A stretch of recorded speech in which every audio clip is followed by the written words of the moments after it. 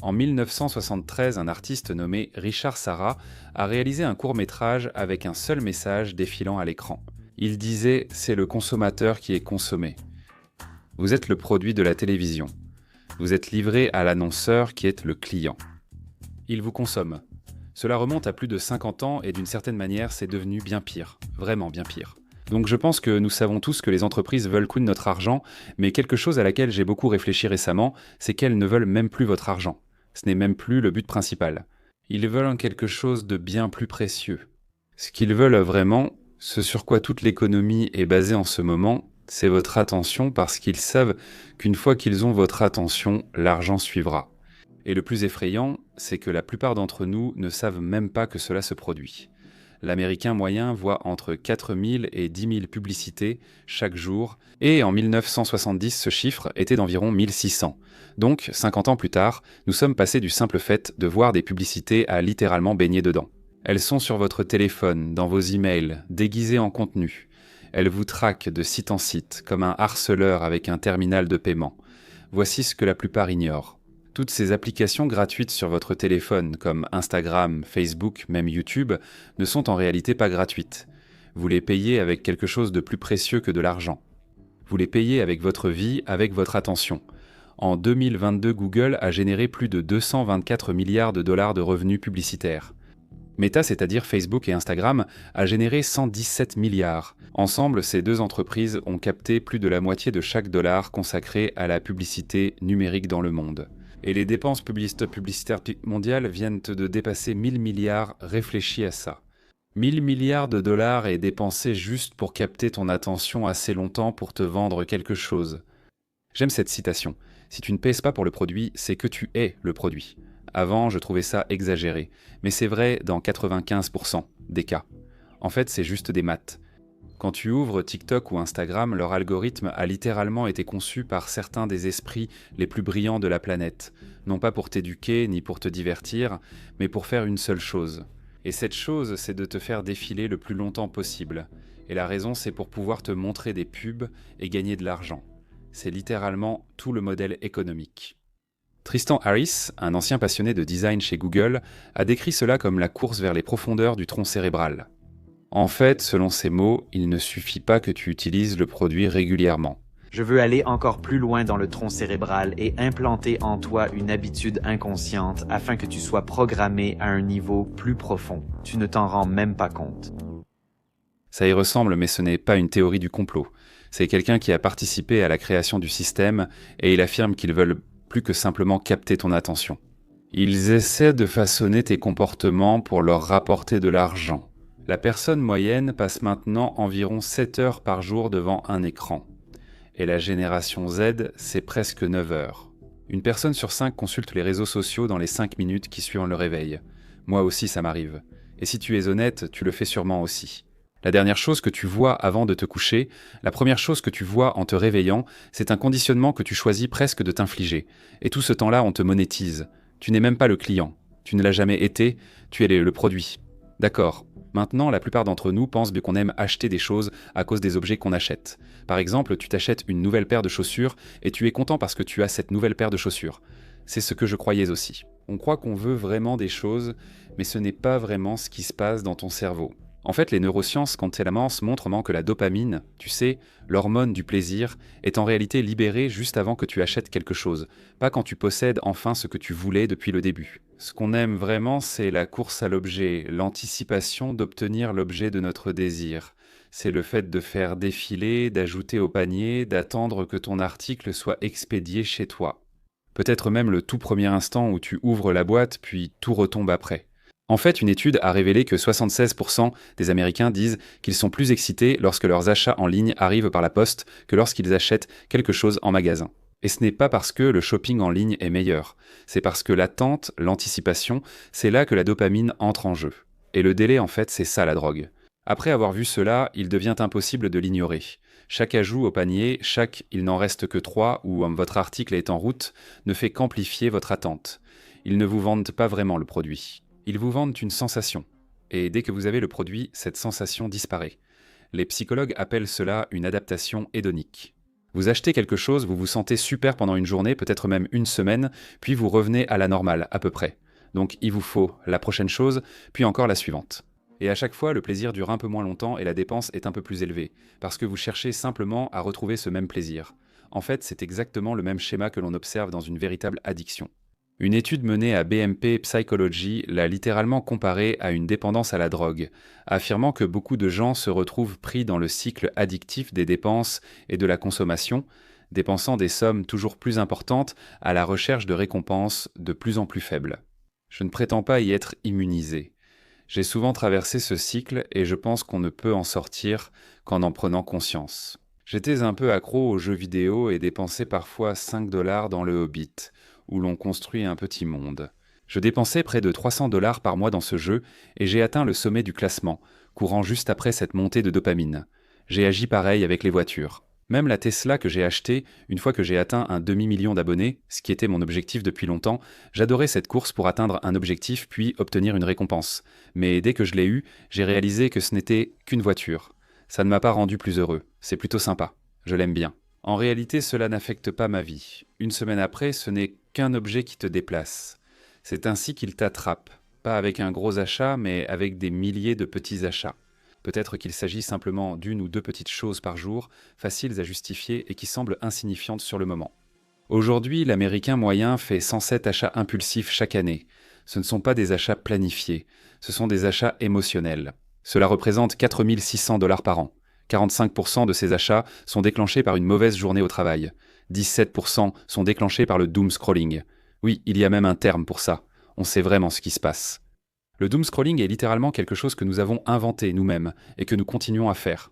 Et le truc, c'est que c'est tellement sournois. Par exemple, tu te sens anxieux à propos du travail, de ta relation ou de n'importe quoi d'autre, et tu te mets à faire du doom scrolling, puis tu vois quelque chose, tu l'achètes, et ça te fait juste te sentir un peu mieux. Tu as pris l'habitude de dépenser de l'argent quand tu te sens mal. D'ailleurs, un tiers de ces achats sont souvent regrettés. Donc la personne moyenne dépense environ 1000 dollars par an juste pour se sentir bien pendant environ 23 minutes. C'est littéralement insensé. Arrêtez de deviner, commencez à gagner. Avant, j'essayais de deviner où allait le marché, puis j'ai trouvé un investissement qui rapporte simplement de façon régulière. Je vais vous montrer comment faire et obtenir un bonus allant jusqu'à 350 €. Des études montrent que 66% des investisseurs admettent avoir pris au moins une décision d'investissement qu'ils regrettent, et ce n'est pas surprenant. Lorsque vous investissez en bourse, vous devez constamment prévoir et prendre des décisions. Acheter, vendre, attendre, réagir aux nouvelles. Le problème, c'est que quand de l'argent est en jeu, l'émotion intervient, on réagit émotionnellement. Et investir ainsi mène presque toujours à des pertes. C'est pourquoi j'ai toujours cherché un moyen d'investir sans être collé au marché. C'est alors que j'ai découvert Mintos. Plutôt que de prédire les actions, j'ai investi dans des prêts et perçu des intérêts. Vous prêtez de l'argent à des entreprises ou à des particuliers et touchez des intérêts fixes sur Mintos, tout est très simple. Le rendement attendu pour chaque prêt est fixé à l'avance et les paiements arrivent chaque jour comme un revenu passif prévisible. Et cela reste simple. Sur la plateforme, je filtre les prêts selon le rendement désiré et le niveau de risque accepté. L'horizon de temps pour récupérer mon argent, le pays dans lequel je veux investir et même la devise. Mintos propose aussi des portefeuilles automatisés, vous évitant de tout surveiller pendant que vos rendements sont réinvestis automatiquement. Ce qui me laisse plus de temps pour voyager comme j'aime. Une autre raison, c'est la diversification, une règle de base en finance. Ne pas tout mettre au même endroit. La grande question est, quel type de rendement pouvez-vous réellement attendre? Le rendement moyen des prêts est de presque 11%. Et ça, mes amis, c'est un très bon rendement, surtout pour un revenu passif. Mintos fonctionne depuis 2014, compte plus de 600 000 utilisateurs et est réglementé dans l'Union européenne sous MiFID. Et comme vous passez par ma chaîne, vous bénéficierez d'un bonus exclusif allant jusqu'à 350 € à partir d'un investissement de 500 €. Cliquez sur le lien ou scannez le code QR pour l'obtenir immédiatement. Des rendements stables, pas de mauvaises surprises et en plus, un bonus. Ne ratez pas cette opportunité et bonne chance. Je sais avoir beaucoup critiqué les entreprises, et cela va empirer car certaines volent sciemment. Mais il y a aussi de bonnes entreprises et produits. Je ne veux pas paraître hypocrite. J'ai des sponsors sur cette chaîne, sinon je ne fais généralement pas de bénéfices. Ma règle, je ne travaille qu'avec ceux que je recommanderais à ma mère. Quiyim, sponsor de cette vidéo, propose des produits que j'utilise depuis des années, très efficaces pour gagner et économiser de l'argent. Si tu ne connais pas Chime, c'est le premier choix bancaire aux États-Unis. Ils offrent des solutions plus intelligentes pour gérer ton argent. J'utilise surtout les comptes d'épargne à haut rendement depuis plus de 10 ans. Si tu mets ton argent sur un compte courant ou d'épargne classique, tu gagnes généralement moins de 1%. Je recevais à peine quelques centimes, mais avec Quim, tu as 3,75% d'intérêt annuel sur ton épargne, idéal pour un fonds d'urgence ou avant d'investir. Je garde toujours mon argent sur un compte d'épargne à haut rendement, parce que si tu ne le fais pas, tu passes littéralement à côté d'argent gratuit. Chime propose aussi une carte de cashback qui te permet d'obtenir 5% de remboursement sur une catégorie de ton choix, ce qui est vraiment important. Cela n'a de sens que si tu rembourses la carte chaque mois, mais c'est évident. En plus, tu peux obtenir un bonus d'environ 100$ quand tu ouvres un compte courant Chime via mon lien dans la description. Si tu ne profites pas de certains de ces outils comme un compte d'épargne à haut rendement, tu laisses simplement de l'argent sur la table. Donc, va voir Quim. Il y a un lien dans la description. Profite de certaines de ces mêmes choses que je fais et on va retourner dehors. Mais c'est ça le truc, ce n'est pas seulement une question de cerveau. Tout le système est conçu pour te pousser à acheter et ça dure depuis vraiment longtemps. En 1924, un groupe de petites entreprises, Philips, Osram, General Electric, ont formé un accord secret appelé le cartel Phobos. À l'époque, les ampoules duraient environ 2500 heures, et ces entreprises se sont réunies et ont convenu de réduire la durée de vie à seulement 1000 heures. Ils se sanctionnaient entre eux si leurs ampoules duraient trop, mais ont présenté cela comme une amélioration de l'efficacité, ce qui a augmenté leur vente de 25%. C'est le principe de l'obsolescence programmée qui n'a jamais cessé et s'est même accéléré.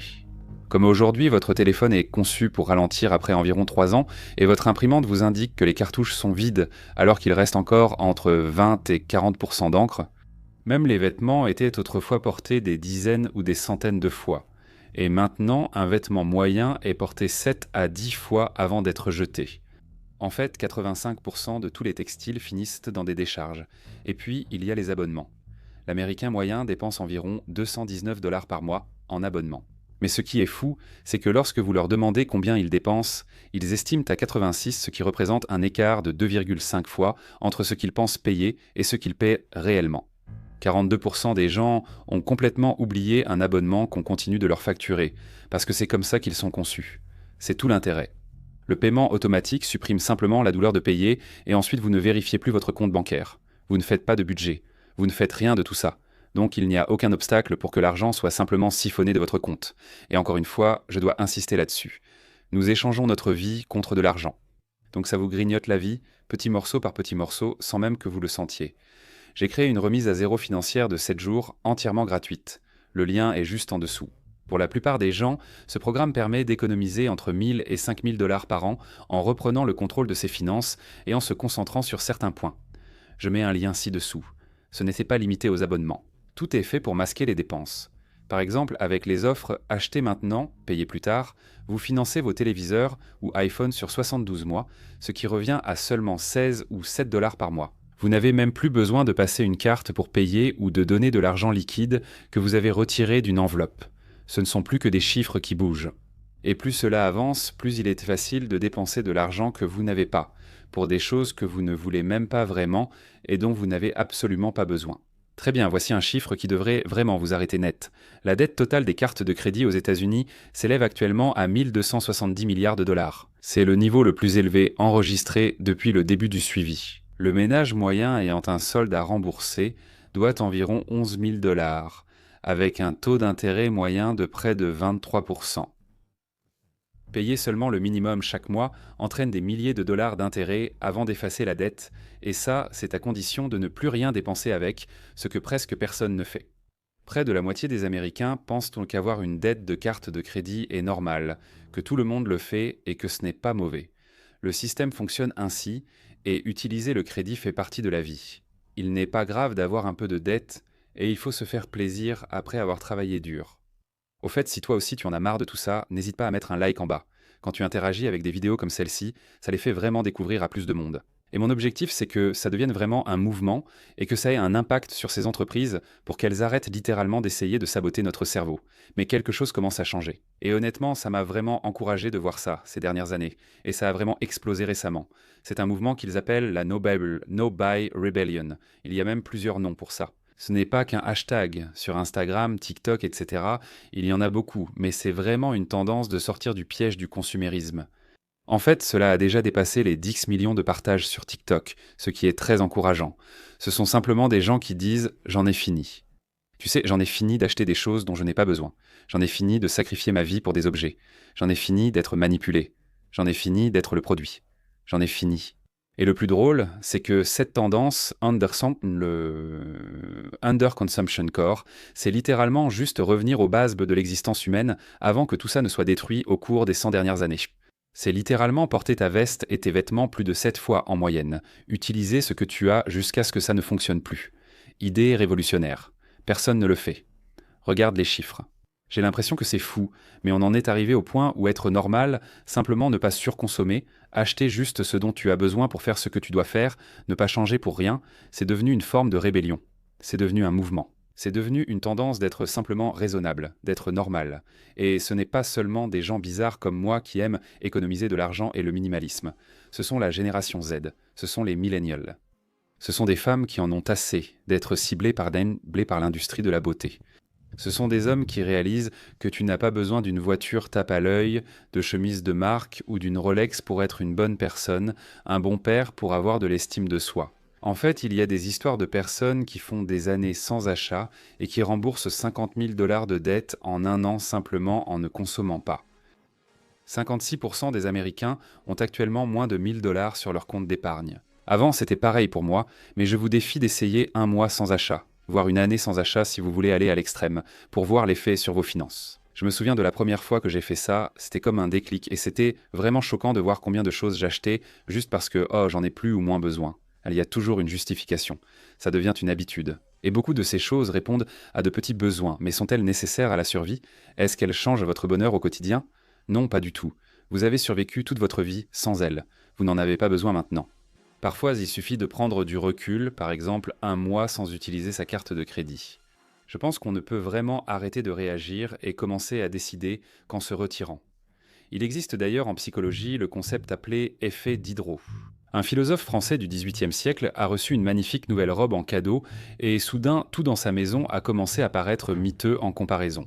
Il a changé son bureau, sa chaise, ses rideaux, et ainsi de suite, dépensant bien plus qu'il ne pouvait se permettre, car chaque nouvel objet rendait les autres insuffisants. C'est honnêtement le principe du jeu. À chaque lancement de produit et dans chaque publicité, regardez vraiment comment ils réfléchissent à la psychologie qu'ils utilisent sur vous. C'est ce que chaque étiquette, nouveau et amélioré, essaie de faire. On veut vous faire croire que vous n'avez jamais assez et qu'il faut acheter encore. Voici ce que j'ai découvert. Je suis passé de fauché à pouvoir quitter mon travail à 24 ans en étant extrêmement économe pour y arriver, en tombant dans les pièges du consumérisme, puis en opérant de grands changements dans ma vie et en atteignant la liberté financière dans la vingtaine. J'ai moi-même fait beaucoup de ces erreurs. Je ne veux pas que vous pensiez que je suis au-dessus de ça ou quoi que ce soit. Je vais vous dire une chose que j'ai vraiment commencé. Être très égoïste avec mon temps, mon attention et mon argent. Pas de façon négative, mais comme je l'ai dit, on échange notre temps contre de l'argent. On travaille, on donne des heures de notre vie pour gagner de l'argent, puis on paie nos dépenses. Supposons que vous gagnez 10 000 $ par mois, mais que vous devez payer la maison, la voiture, l'assurance, la nourriture et toutes ces dépenses. Maintenant, il vous reste peut-être 500 ou 1 000 $. Ce chiffre peut être plus élevé ou plus bas. Ça dépend si vous avez une famille, peu importe. Mais quand vous dépensez 100 $, vous pensez « Oh, je gagne 100 $ de l'heure ». Je gagne 50 $ de l'heure, ce n'est pas grave. Mais en réalité, ces autres dépenses doivent d'abord être déduites. Vous échangez des jours ou des semaines de vie contre des choses inutiles, manipulées au plus profond de votre cerveau, n'est-ce pas? C'est de la folie. Votre attention et votre argent sont monétisés. On vous vole avec des abonnements dont vous ne savez même pas que vous les avez. Mais je ne veux pas finir sur une note négative. Vous avez le contrôle sur toutes ces choses. Vous pouvez choisir de vous en passer. Vous pouvez quitter les réseaux sociaux. Vous pouvez supprimer toutes vos cartes de crédit enregistrées en ligne pour rendre les achats beaucoup plus difficiles. C'est super agaçant. En général, ça n'en vaut pas la peine. Vous pouvez faire comme moi, investir et faire de gros sacrifices pour pouvoir investir le plus tôt possible. Laissez les intérêts composés travailler en votre faveur. Vous pouvez créer votre propre entreprise sur laquelle vous avez le contrôle et dont personne ne peut vous licencier. Vous pouvez utiliser votre attention chaque jour pour créer des choses au lieu de les consommer. Au final, le choix nous appartient. Nous avons choisi d'être des consommateurs. Nous pouvons choisir de nous retirer. Si vous voulez plus de vidéos comme celle-ci, n'hésitez pas à mettre un like et à vous abonner. J'essaye de ne publier que des contenus qui aident vraiment les gens. Et si ce dont vous avez besoin en ce moment, c'est d'arrêter de consommer, de ne plus jamais regarder une de mes vidéos, ça m'est égal. Mais je veux dire, il existe des produits positifs, du contenu positif, mais je pense que ces choses-là restent très minoritaires. J'essaie de m'intégrer là-dedans. Je pense que la plupart des choses qui existent sont simplement conçues pour vous voler. Je ne sais pas pour vous, mais j'en ai fini avec ça.